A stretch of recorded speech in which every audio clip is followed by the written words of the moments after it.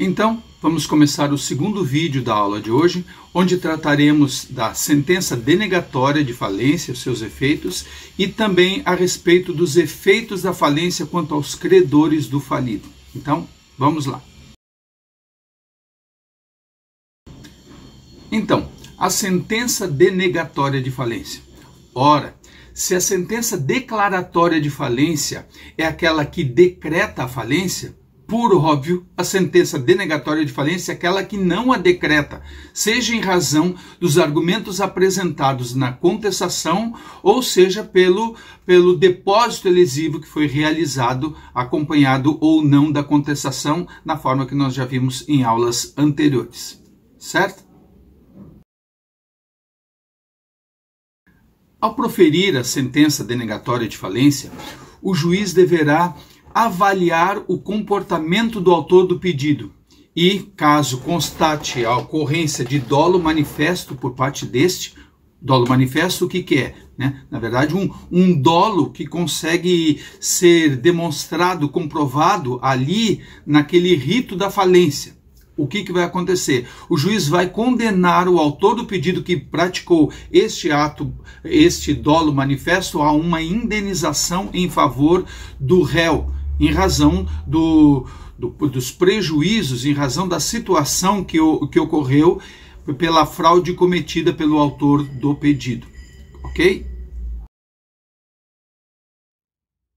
Se a denegação da falência ocorreu não em razão dos argumentos apresentados pela contestação, mas tão somente em razão do depósito elisivo da quantia reclamada, aí a questão se converte, como já comentamos anteriormente, numa ação de cobrança, E neste caso, o juiz determinará o levantamento deste valor em favor do requerido por meio de alvará judicial.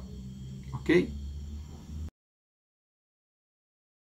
O recurso cabível na sentença denegatória de falência, este, conforme nós já vimos no vídeo anterior relativo à sentença declaratória de falência, que lá na sentença declaratória de falência, em razão da sentença declaratória de falência não ser terminativa e, portanto, o recurso cabível, neste caso, será, no caso da sentença declaratória de falência, será o agravo de instrumento.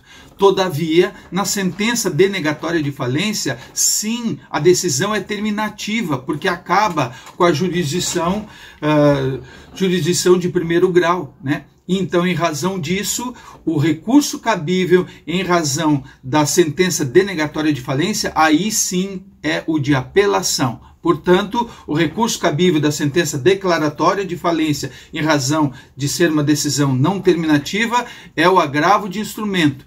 Já a sentença denegatória de falência, em razão de ser sim uma sentença terminativa, será o recurso de apelação. Ok? Importante isso. Agora nós vamos tratar a respeito dos efeitos da falência quanto aos credores do falido. Porém, antes de tratar especificamente disso, nós temos que lembrar, como tratamos em vídeos anteriores, que a falência ela submete o falido e os seus credores a um regime obrigacional diferenciado, que é o falimentar. Em razão dessa submissão do falido e dos seus credores a esse regime obrigacional diferenciado, há uma alteração do direito das obrigações lá próprio do direito civil quando da falência. Por exemplo, com relação à supressão de garantias, há um estabelecimento de uma ordem classificatória para o pagamento dos credores, como nós vamos ver mais para frente. Isso em razão de que o legislador entendeu que na falência alguns credores têm que ter mais privilégio do que os outros. Então se subverte essa ordem do direito obrigacional estabelecido lá no direito civil. Ok?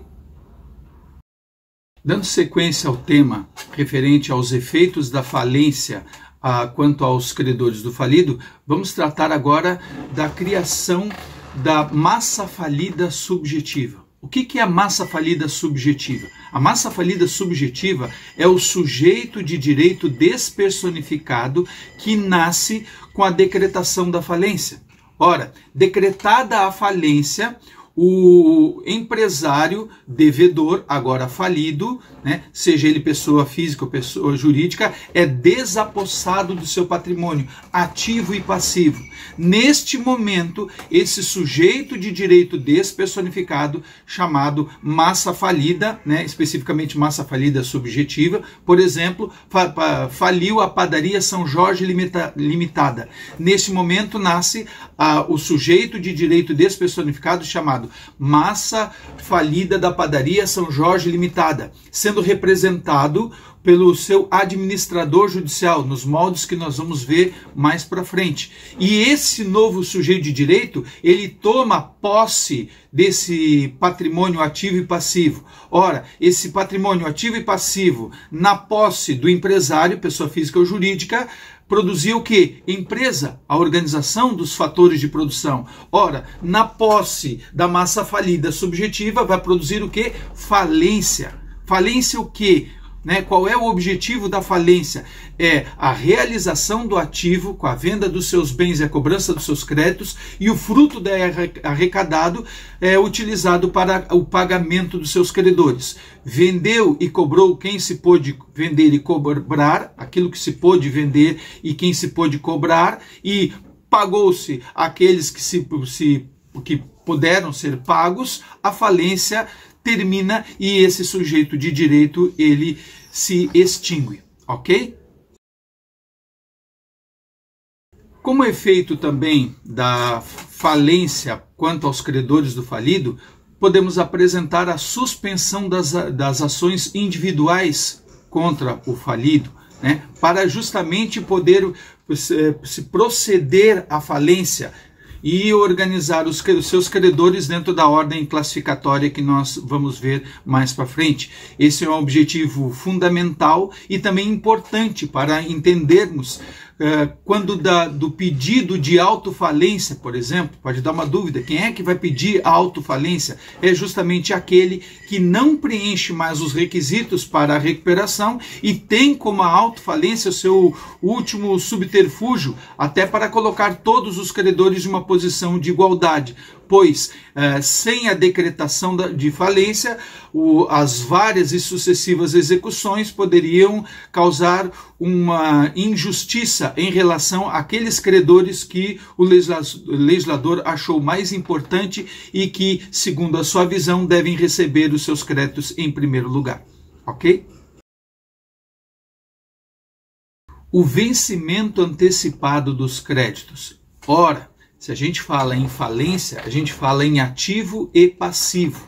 O passivo corresponde a todas as obrigações do falido, vencidos e vincendas. Então, para que sejam admitidos no processo falimentar todos os débitos do falido, todo o seu passivo, então devem ser admitidos também aqueles vincendos. Então, um dos efeitos principais da sentença declaratória de falência é tornar vencidas todas as obrigações do falido, mesmo aquelas que ainda estão por vencer há muito tempo, mais para frente, né? Então elas vão ser consideradas vencidas para poderem ser admitidas no processo falimentar e receber a sua parcela do quinhão estabelecido lá no rateio do fruto da venda e da cobrança dos créditos do falido, certo?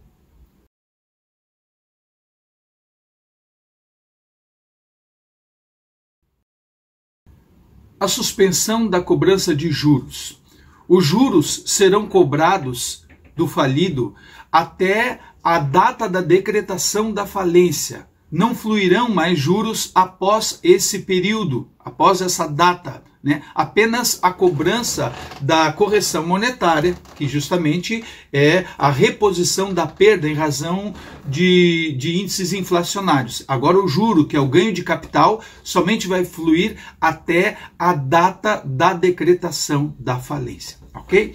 E com esse vídeo, então, nós encerramos a aula de hoje e deixamos para a próxima aula de conteúdo a administração da falência. Começaremos a partir da administração da falência, um assunto bastante importante, obviamente, para o estudo do direito falimentar, ok? Então, até a próxima aula.